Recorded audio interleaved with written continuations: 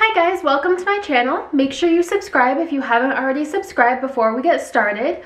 Today, because I already put out the Galapagos vacation video, what I'm going to do is talk about 10 things that were kind of surprising to me, a little bit of maybe a culture shock to me coming from the United States. So I have my notes here on my phone and we will get started.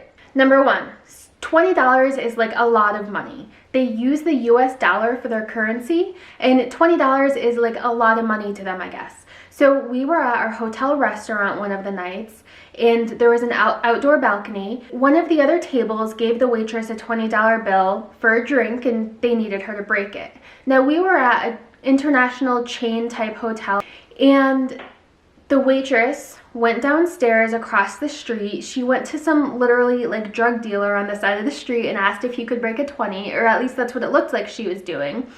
And then she went inside a pizza place and asked if, I assume, if they had change. And then she went into another restaurant, maybe pizza place or something. And then she came back and started telling the table that she couldn't break their 20. And we figured out how to ask her in Spanish, because she didn't speak English, if she needed change for a 20, and she said yes. And so we gave her some 5s and some 1s because we had those because they use the United States dollar as their currency. So if you go to Ecuador or the Galapagos, make sure you bring some smaller bills because it might be difficult for some of these people to change their bills. Number 2, Quito, Ecuador is about 9,000 feet elevation, so somewhere around 3,000 meters. And that's pretty high for most people, higher than most people are used to visiting or living at. And so that can induce altitude sickness in some people. I think some people get some medicine from their doctor before they go. We did not do that. Thankfully, we were fine. However, the night at the restaurant, when we were changing the $20 bill for the waitress, I actually ran up to my hotel room because I thought that's where the money was. I forgot that I actually had it all with me. And running up those 5 flights of stairs, it made me super winded and super exhausted, way more than I normally would be. And I think that was because of the elevation. Just make sure you drink a lot of water. And I think the biggest thing is we had to go to the bathroom a lot. And I don't know if it was because we were drinking a lot of water or if it was because of the elevation, if there's pressure or something. Number 3, there are like 0 rules of the road. Stop signs and stoplights are apparently like suggestions? I don't know. So we did not drive, but we got a taxi, we got a driver from the airport to the hotel, and then later on from the hotel to the airport, we got a taxi. And they just drove like completely crazy, just like through stop signs, through red lights. And we were kind of nervous, but then when we were seeing other people walking around the town, cars just kind of do whatever they want. And pedestrians have to be really careful. So even if you're in a crosswalk, look and run across the street. 4, a lot of people speak English, but a lot of people don't. I don't really know that this was a surprise because I guess it's an international country and English is not their language, and you shouldn't really expect them to speak English. Some of the people at the hotel front desk, they were able to speak English because it is a thing in the tourism industry to be able to speak English. However, the security guards at the hotel, the people who brought up our bags, the taxi drivers, none of them spoke English. So if you go, I recommend that you brush up on Spanish. And even like we asked for bottles of water from some street vendors and things like that. And you will need to be able to like signal or just learn a little bit of Spanish. 5, poverty in Ecuador is very different than poverty in the United States. And I guess I shouldn't really be surprised by that, but the average income in Ecuador is $400 a month on the mainland and $800 a month on the islands. Now, the cost of living is lower in Ecuador. Obviously, it's a little bit higher on the islands because it's an island and they have to get stuff imported there. But although the cost of living is lower, $400 doesn't cut it. It just really doesn't. People are living in some really dire conditions.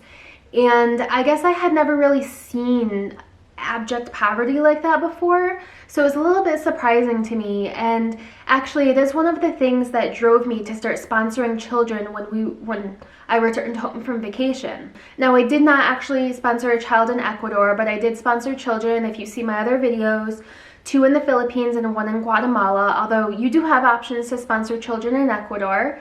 And it was just a really eye-opening experience for me, and in a good way, because it obviously did drive me to do some good things like sponsor children after I saw that level of poverty. 6, there are churches everywhere. Ecuador is a pretty religious country, and Quito specifically is also pretty religious. And there are a lot of churches you can go inside and visit and take photos. There was one church that we were not allowed to take photos inside of, but that's okay. Every other church we did. We got some gorgeous photos. The basilica is very nice. We did not go up on the balcony part because my husband was getting like pretty good vertigo from being in the church and already at 9,000 feet elevation, but you can go up there. The basilica is not actually finished. There's a small piece on the side that's not finished. They have like tarp over it, and you may see in some of my photos. And there is a legend that once it's finished, the end of the world will come. So it is going to remain forever, at least partially unfinished, because they believe, or the local legend is that if they ever finish the basilica completely, it will be the end of the world. 7, there are cops. Literally, there are cops everywhere. And I didn't take any photos of the cops because that's not something that you're supposed to do in any country, really. So there's cops like every 10 to 20 feet standing on the side of the sidewalk. And it was really like disconcerting, I guess, to see. And it's not that there were like crimes going on, because there were people just walking around minding their own business. Obviously they're used to the cops being there. It was definitely interesting for me to see because I'm not used to seeing cops all over the place, I guess. And I don't really know what they were doing, because there were some people who were doing illegal activities like selling drugs on the side of the road, and the cops didn't seem to care. And then at one point we were walking down the street and we had gone out for a coffee and we had stayed a little bit too late. We try to be back in our hotel room by dark when we're in a foreign country. And we were walking back and it was dusk. It was getting a little bit of dark. And there was some guy, I assume, wearing a Jason mask, like from the horror movie, and carrying around a machete, just walking up and down the street with it. And no one really seemed to care. And I was a little bit nervous to walk by him because I had to walk by him and nothing bad happened. But the cops also didn't stop him. They just kind of let him go about his business. So it was interesting. And I'm not telling you this to make you scared, but also just be aware, watch your surroundings, especially when you're in a foreign country. More likely than not, you're gonna be okay. 8, you have to pay to use the bathroom. Now this may have just been because of the types of places that we went were mostly touristy places, but most places you have to pay a fee of like 50 US cents to use the bathroom and get a little bit of napkins for toilet paper. And I don't know if this is people's business. It seems like some people kind of maybe bought a porta potty, and then that's how they pay off their loan for the porta potty, by charging people to use it, and that's also their income maybe. I'm not positive, so if someone knows more about this, please let me know in the comments below. But that was definitely not something that I had ever really thought about or heard of, but I did have some change with me, and after it happened the first time, I made sure to get a little bit of extra change so that I had it so that we could go to the bathroom if we needed to. 9, they like selling alpaca shirts and scarves, mostly alpaca scarves, but some sweaters.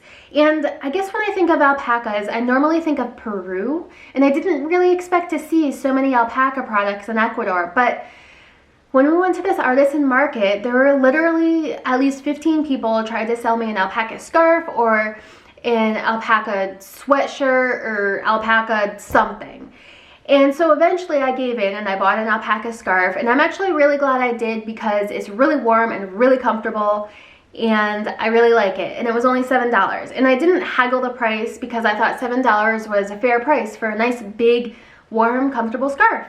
10, even though it's on the equator, it is not hot. And I guess normally, my whole life, I always thought that the equator meant that it would be really, really hot. And it's true that the sun is more prevalent and you can get more of a sunburn even if it's only 50 or 60 degrees. But I expected it to be really hot, and it was definitely not hot at all in Ecuador, in Quito. A lot of that I think had to do with the elevation.